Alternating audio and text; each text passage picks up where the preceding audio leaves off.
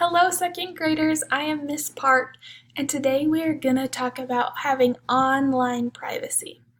So, there's some information that you would not want strangers to know, such as your address, your phone number, email, birthday, your age, full name, your passwords. There's a lot. But you want to keep that information private, which means that you don't want other people to know.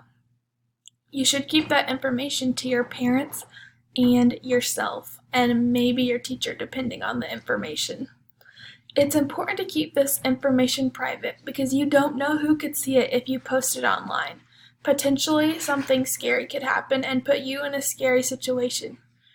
If you ever have a question about some information that should be kept private or not, you should always ask a trusted adult, such as your parents, guardians, or teachers.